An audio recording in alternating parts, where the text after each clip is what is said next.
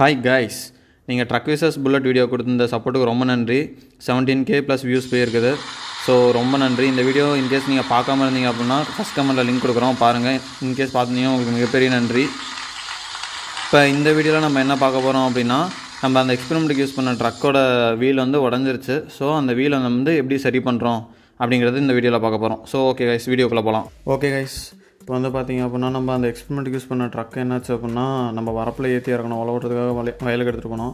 வரப்பில் ஏற்றி இறக்கிறப்ப பார்த்திங்கன்னா சாஃப்ட் உடஞ்சிருச்சு. ஃப்ரண்ட் ஆக்சில் சாஃப்ட் வந்து உடஞ்சி போச்சு.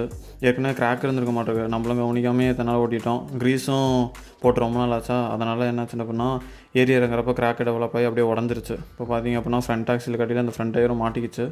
ஸோ இதை வந்து நம்ம வந்து மாற்றினா மட்டும்தான் நம்மளால் உழவு ஓட்ட முடியும், வீட்டுக்கு எடுத்துகிட்டு வர முடியும். ஸோ நம்ம வந்து ட்ரை பண்ணி பார்த்தோம், கழட்ட முடியல. அதனால் என்ன பண்ணோம் அப்படின்னா மெக்கானிக்கே வர சொல்லியாச்சு. ட்ரக்கு யூஸ்வலாக இவர் தான் நமக்கு பண்ணி தருவார், அவரே வர சொல்லியாச்சு.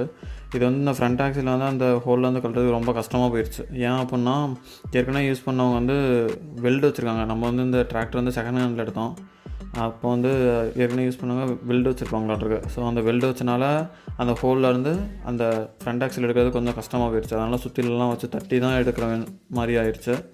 ஸோ அந்த வெல்டு பாயிண்டெல்லாம் சைடில் இருக்கிறதெல்லாம் நல்லா எடுத்துகிட்டு அதுக்கப்புறமே தான் இந்த ஃப்ரண்ட் ஆக்சில் எடுத்தோம். ஸோ அது எப்படி எடுத்தோம் அப்படின்னு பார்த்துக்கிட்டீங்க. இப்போ ஸோ ஒரு வழியாக தட்டி எதுவும் எடுத்தாச்சு. ஃப்ரண்ட் ஆக்சில் எடுத்துகிட்டு உள்ளே இருக்க ஹோலை வந்து க்ளீன் பண்ணியாச்சு. ஏன் அப்படின்னா அதில் வந்து ஸ்க்ராச்சஸ் எல்லாம் விழுந்திருந்தது. அந்த வெல்டு பாயிண்ட்லாம் அப்படியே உள்ளே தரன்னு இழுத்துட்டு போயிருந்தது. அது எல்லாத்தையுமே க்ளீன் பண்ணியாச்சு. அதை க்ளீன் பண்ணிவிட்டு அடியில் அந்த சிம்முன்னு சொல்லுவாங்க, சின்ன சின்ன வாசர்ஸ்மாக இருக்கும், அதெல்லாம் எடுத்தாச்சு. இப்போ பார்த்திங்க அப்படின்னா அந்த ஃப்ரண்ட் ஆக்சில் உடஞ்சது ரெண்டாக தெரியும். ஒன்று வந்து ஸ்ட்ரைட்டாக அந்த ஸ்டேரிங் கண்ட்ரோலில் இருக்கும், இன்னொன்று வந்து நம்ம ஃப்ரண்ட் டயரில் வந்து கனெக்ட் ஆகிருக்கும். அது ரெண்டுமே உடஞ்சிருச்சு. ஸோ இப்போ வந்து அதை மாற்றணும். இது வந்து எப்படி சொல்கிறதுனா, அந்த ஃப்ரண்ட் ஆக்சில் அந்த டயருக்கு போகிறத வந்து நம்ம ஸ்பெசிஃபிக்காக மாற்ற முடியாது. நம்ம வந்து டோட்டல் செட்டாக தான் வாங்கி ஆகணும்.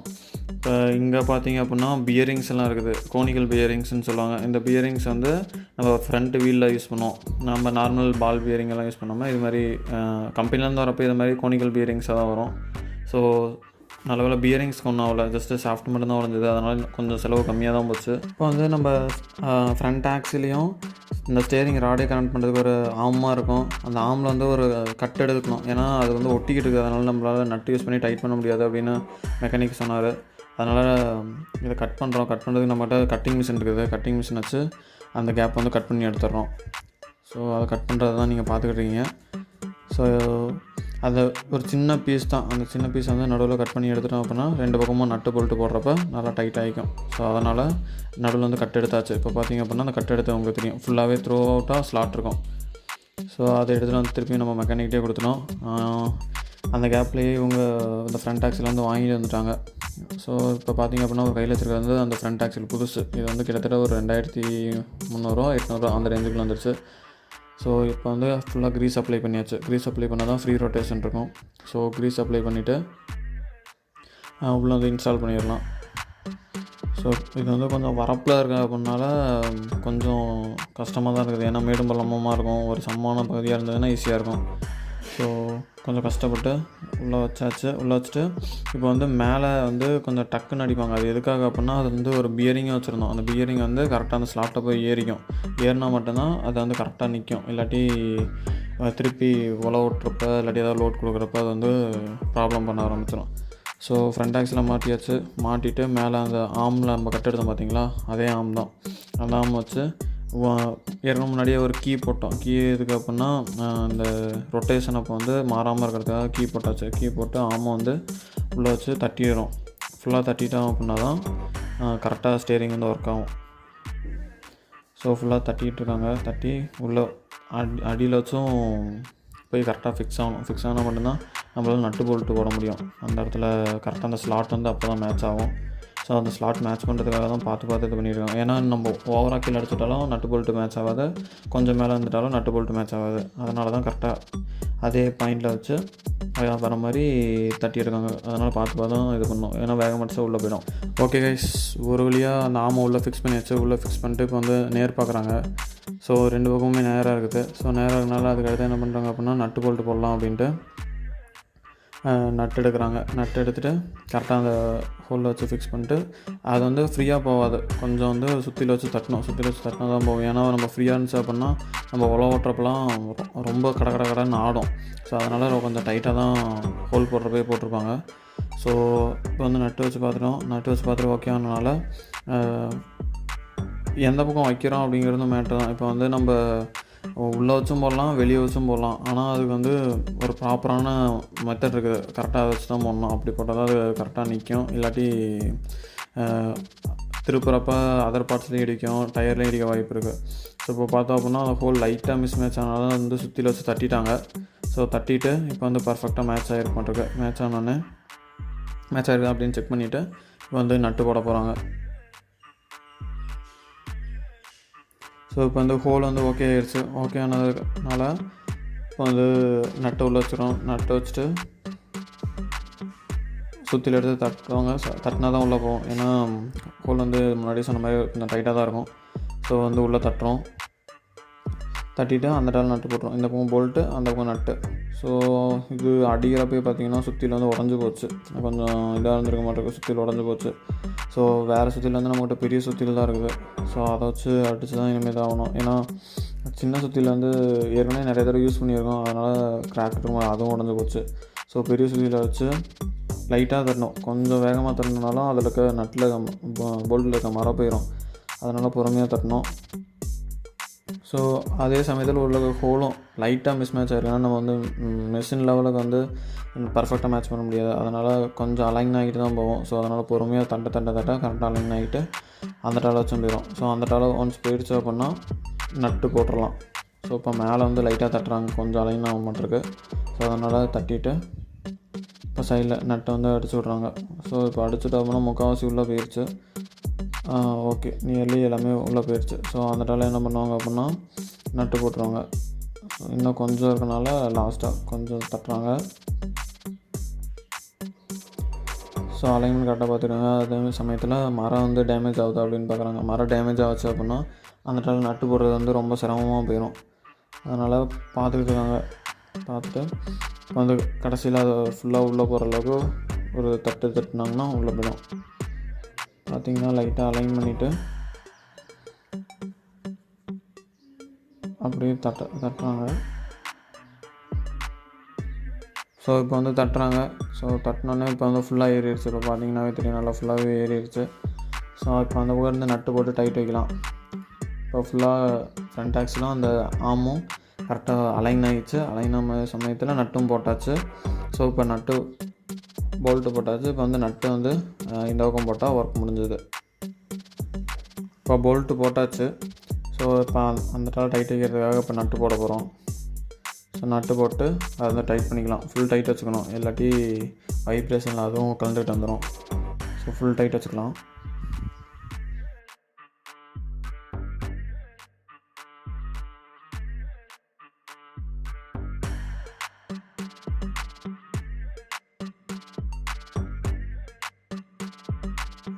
ஓகே, இப்போச்சும் நம்ம வந்து அந்த ஸ்டேரிங் ரிலேட்டட் திங்ஸ் எல்லாம் முடிஞ்சிருச்சு. எல்லாத்துக்கும் நட்டு போடுறது, போல்ட் போடுறதெல்லாம் முடிச்சாச்சு. இப்போ வந்து ஃப்ரண்ட் வீலு அந்த இதில் வந்து க்ரீஸ் வைக்கணும். ஏன்னா க்ரீஸ் வச்சுட்டு தான் அந்த கோனிக்கல் பியரிங் வச்சு ப்ளேஸ் பண்ண முடியும். நம்ம க்ரீஸ் வைக்காம வச்சோம் அப்படின்னா அது வந்து நிற்காது. அதனாலேயும் க்ரீஸ் வைக்கிறோம். அப்புறமே ஃப்ரீயாக ரொட்டேஷன் ஆகணும் அப்படிங்கிறதுக்காக க்ரீஸ் வைக்கிறோம். மோஸ்ட்லி நம்ம வைக்கிறதுக்கு காரணம் என்னென்னா ஃப்ரீயாக ரொட்டேஷன் ஆகணும். அதுவும் இல்லாமல் இது வந்து ஒரு ஃபிக்ஸ் மாதிரி ஆக்ட் ஆகும். இப்போ வந்து நம்ம பியரிங் வச்சா பிடிங்கிட்டு விழுவாது. ஸோ வந்து ஃப்ரண்ட் வீல் வந்து ஃபிக்ஸ் பண்ணியாச்சு பியரிங்கை. ஸோ இப்போ ஃப்ரண்ட் வீல் வந்து ஆக்சிலில் மாட்டிடலாம். இப்போ வந்து ஆக்சில் வந்து கம்ப்ளீட்டாக ஆல்ரெடி ரெடி ஆகிடுச்சு. ஸோ இப்போ வந்து ஃப்ரண்ட் வீலை மாட்டிட்டோம் அப்படின்னா ஒர்க் முடிஞ்சுது. ஸோ இப்போ வந்து வீடியோ பார்க்குறது வந்து இப்படி கட் பண்ணி தான் எடுத்திருப்போம். ஏன்னா இது வந்து கிட்டத்தட்ட ஒரு 5 மணி நேரம் பக்கத்தில் ஆயிடுச்சு. ஏன் அப்படின்னா இது மேடும்பலத்தில் இருந்தனால கொஞ்சம் நிறையா வேலை வச்சிருச்சு. அதனால் கட் பண்ணி எடுத்திருப்போம். ஒரு 5 மணி நேரம் வேலை நடந்துருச்சு. இப்போ வந்து கீழே வந்து வரப்பும் சரியில்லை. ஏன்னா வீல் வந்து ட்ரக்கு கீழே நிற்கிது, வீலோட ஹோல் வந்து கொஞ்சம் மேலே இருக்குது. ஸோ அது ரெண்டையுமே அலைன் பண்ணுறதுக்காக நம்ம கல்லெல்லாம் வச்சு ஜாக்கிலாம் வச்சு ஏற்றி தான் வீலை மாட்டினோம். ஸோ அதை தான் இப்போ பார்த்துக்கிட்டீங்க. ஸோ இப்போ கல்லை வச்சு அப்புறமேட்டு ஜாக்கி ஏற்றுவோம். ஓகே, இப்போ வந்து ஜாக்கி வைக்கிறதுக்கு இடம் இல்லை. அதனால் நம்ம என்ன பண்ணோம்னா, முன்னாடி பம்பர் இருக்குதுல்ல, பம்பரில் வந்து ஜாக்கி வச்சு தூக்கிக்கலாம். பம்பர் கொஞ்சம் ஸ்ட்ராங்காக தான் இருக்குது, அதனால் பிரச்சனை இல்லை. ஆக்சுவலாக கல் வைக்கிறதுக்கு காரணம் என்னது அப்படின்னா, ஜாக்கி வந்து ஹைட்டு பத்தலை. ஸோ அதனால் அடியில் வந்து கல்லை வச்சு மேலே ஏற்றினோம் அப்படின்னா இன்னும் கொஞ்சம் ஹைட்டு தூக்கும். அப்போ தான் நம்மளால் ஈஸியாக ஃப்ரண்ட் வீலாக மாட்ட முடியும். ஸோ அதனால் ஒரு கல் வச்சுக்கிறோம். கல் வச்சுட்டு அப்புறமே தான் அது மேலே ஜாக்கி வச்சு ஏற்ற போகிறோம். இப்போ பார்த்தீங்கன்னா ஜாக்கி வந்து ஏற்றிட்டு இருக்காங்க. ஸோ இப்போ வந்து போய் பம்பரில் டச் ஆகிடுச்சு. ஸோ இப்போ வந்து அதை இன்னும் கொஞ்சம் மேலே ஏற்றணும். ஸோ நம்மளால் ஃப்ரீ ஹேண்டில் வந்து அதை மேலே ஏற்ற முடியாது. அதனால் ஒரு ராடு மாதிரி யூஸ் பண்ணி அந்த கேப்பில் ஜாக்கில் அந்த கேப் இருக்கும். ஸோ அதில் வந்து ஃபுல்லாக டைட் பண்ணோம் அப்படின்னா ஆட்டோமேட்டிக்காக பம்பர் தூக்கும். பம்பர் வந்து டிராக்டரோட கனெக்ட் ஆகிருக்கணும். டிராக்டர் தூக்க ஆரம்பிச்சிடும். ஸோ ஃபுல்லாக ஜாக்கி எவ்வளோ இருக்குதோ அந்தளவுக்கு நம்ம வந்து டிராக்டர் தூக்கிக்கலாம். ஏன்னா அப்படின்னா தான் நம்மளை வந்து வீலை கரெக்டாக இன்ஸ்டால் பண்ண முடியும். இல்லாட்டி கொஞ்சம் கஷ்டமாக தான் இருக்கும். இதுவே நீங்கள் வந்து ஓப்பன் தரையாக இருந்தது அப்படின்னா இவ்வளோ பிரச்சனையே கிடையாது. ஈஸியாக ஒரு மணி நேரத்தில், மேக்ஸிமம் 1 மணி நேரத்துலேயே மாட்டிடலாம். இது வந்து கொஞ்சம் மேடும் பள்ளத்தில் வந்து உடஞ்சனால தான் இவ்வளோ நேரம் எடுக்குது. ஸோ அந்த மெக்கானிக்கே சொன்னார், மித்த இடமா இருந்ததுன்னா அட்லீஸ்ட் ஒரு 1/2 மணி நேரத்துலேருந்து 3/4 மணி நேரத்தில் மாற்றிடுவோம். இது வந்து இவ்வளோ இதாக இருக்கனால தான் ஒரு 5 மணி நேரம் 6 மணி நேரம் ஆகிடுச்சு. கிட்டத்தட்ட நாங்கள் ஒரு மதியானம் ஆரம்பித்தோம், நைட்டு இருட்டே கட்டிடுச்சு. இப்போ பார்த்திங்க அப்படின்னா கடைசியில் எண்டிங்லலாம் பார்த்திங்க அப்படின்னா நம்ம டிராக்டர் எடுத்துகிட்டு போகிற சீன்ஸ் இருக்கும். அதை பார்த்திங்கன்னா தெரியும் நைட்டு எவ்வளோ நேரம் ஆகிடுச்சு அப்படின்ட்டு. ஸோ இப்போ வந்து முடிஞ்சளவுக்கு ஜாக்கி வந்து ஏற்றிட்டாங்க மேலே. ஸோ பேரலாக சைடில் வந்து ஃப்ரண்ட் வீல் வச்சுட்டு ஹைட்டு கரெக்டாக இருக்கா இல்லையா அப்படின்னு செக் பண்ணிக்கிட்டே வந்துகிட்டு இருக்கோம். ஓகே, இப்போ ஒரு வழியாக ஜாக்கி வச்சு மேலே ஏற்றியாச்சு. ஏற்றிட்டு இன்னும் ஹைட்டு பார்த்ததுனால கீழே வந்து மண்ணை வந்து பறிச்சுட்டு இப்போ வச்சு பார்த்தோம் அப்படின்னா ஃப்ரண்ட் வீல் வந்து ஆக்சலுக்குள்ளே கரெக்டாக போகுது. ஸோ இது போச்சு அப்படின்னா வெளியே இருந்து நட்டை போட்டோம் அப்படின்னா அவ்வளோதான், complete assembly over.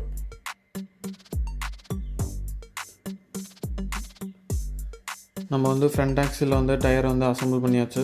So assemble பண்ணி அந்த ஃப்ரண்ட் ஆக்சில் வந்து வீலோட அனதர் எண்டில் வந்துருச்சு.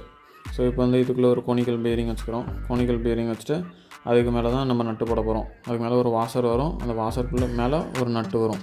ஸோ அதுதான் இதோட கம்ப்ளீட் அசம்பிளி. ஸோ அதுக்கு முன்னாடி நம்ம வந்து வீல் அலைன் பண்ணிக்கணும்.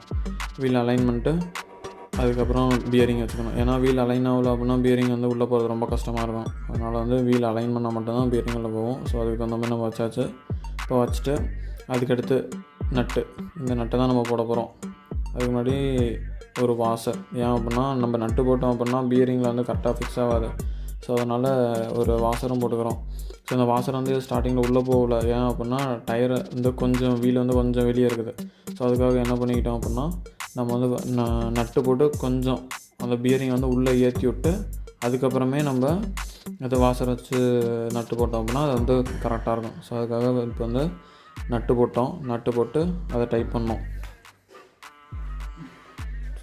ஸோ இப்போ பார்த்திங்க அப்படின்னா நட்டை வந்து டைட் வச்சுட்டாங்க. ஸோ டைட் வச்சுட்டு இப்போ வந்து பியரிங் கொஞ்சம் கொஞ்சமாக உள்ளே போய்கிட்டு இருக்குது. இப்போ வந்து பார்த்திங்க அப்படின்னா நல்லாவே நட்டு ஏறிடுச்சு உள்ளே. ஸோ அந்த நட்டு ஏறனால பின்னாடி இருக்க அந்த பியரிங்கும் ஆட்டோமேட்டிக்காக ஏறிடும். ஸோ ஒன்ஸ் பியரிங் உள்ளே வந்து கரெக்டாக அசம்பிள் ஆகிடுச்சு அப்படின்னா திருப்பி இந்த நட்டை வந்து கழட்டிடுவாங்க. கழட்டிட்டு அப்புறம் வாசர் வச்சு தான் போடுவாங்க. ஏன்னா வாசர் வைக்காமல் போட்டோம் அப்படின்னா ஆல்ரெடி சொன்ன மாதிரி பியரிங்கில் வந்து கரெக்டாக ஃபிக்ஸ் ஆகாது. ஸோ இப்போ வந்து இந்த நட்டை வந்து கழட்டிகிட்ருக்கோம். நட்டை கழட்டிட்டு இந்த பியரிங் வாசர் வச்சாச்சு. வாசர் வச்சுட்டு நட்டு ஃபுல் டைட் வச்சிட்டோம் அப்படின்னா அவ்வளோதான், வீல் அந்த ஸ்டேரிங் ஃப்ரண்ட் ஆக்சிலோட அசம்பிளி வந்து கம்ப்ளீட் ஆகிடும். ஆக்சுவலாக இந்த நட்டை நல்லா ஃபுல் டைட் வச்சுக்கணும். ஏன் அப்படின்னா இது வந்து நம்ம ரோட்டில் போட்டுற மாதிரி வண்டி இல்லை, இதெல்லாம் மேடு பள்ளத்தில் ஏறி இறங்குறது. ஸோ அதனால் நல்லா ஃபுல் டைட் வச்சுட்டா அப்படின்னா தான் சேஃப்டியாக இருக்கும். அதுக்கடுத்து வீலை வந்து ரொட்டேட் பண்ணி பார்க்கணும் ஏதாவது ஆஃப்செட் ஆகுதா அப்படின்ட்டு. ஏன்னா இப்போ பியரிங் கரெக்டாக ஃபிக்ஸ் ஆகுது அப்படின்னா ஒரு பக்கமாக சுற்றும். ஸோ ஒரு பக்கமாக அடிச்சது அப்படின்னா நம்ம வந்து ஸ்டேரிங் கண்ட்ரோல் கரெக்டாக இருக்காது. ஸோ அதை வந்து சுற்றி பார்த்துட்டோம் அப்படின்னா ஸ்ட்ரைட்டாக இருக்கும். ஸ்ட்ரைட்டாக பார்க்குறப்பே தெரியும் அது வந்து ஸ்ட்ரைட் ஆகுதா இல்லை மாறுதா அப்படின்ட்டு. ஓகே, இப்போ வந்து ஒர்க் கம்ப்ளீட் ஆகிடுச்சு. ஃப்ரண்ட் வீல் வந்து ஃப்ரண்ட் ஆக்சிலையும் மாற்றிட்டு ஃப்ரண்ட் வீலையும் அசம்பிள் பண்ணியாச்சு. ஸோ இப்போ வந்து வீட்டுக்கு ட்ரக் எடுத்துகிட்டு போயிடலாம். ஏன்னா ஈவினிங் ஆகிடுச்சு, இனிமேல் ஓட்ட முடியாது. ஏன்னா நம்ம தென்னங்கன்று காட்டுக்குள்ளே தான் ஓட்ட போகிறோம். ஸோ நம்ம தவறாக ஓட்டிட்டோம் அப்படின்னா தென்னங்கன்று அடிபட்டு போயிடும். அதனால் இப்போ வண்டி எடுத்துகிட்டு வீட்டுக்கு தான் கொண்டு போக போகிறோம். ஸோ அவ்வளோதான். இப்போ வந்து ஃபஸ்ட்டு அது வரப்பில் மாட்டிக்கிட்டு இருக்குது, அதனால் எடுத்தோன்னே ரிவர்ஸ் எடுத்துடணும். நல்லா ரிவர்ஸ் எடுத்துகிட்டு ஸோ இப்போ வந்து இனிமேல் வீட்டுக்கு கிளம்ப வேண்டி தான். இனிமேல் அதுக்கு அடுத்த நாள் தான் வந்து ஓட்டுற மாதிரி இருக்கும். ஸோ அவ்வளோதான். இனிமேல் வந்து வீட்டுக்கு போகிறது தான் பார்க்க போகிறீங்க. சும்மா உங்களுக்கு நைட்டில் எப்படி இருக்கும் அப்படிங்கிற மாதிரி ஒரு விஷன் இருக்கும். இதை பாருங்கள்.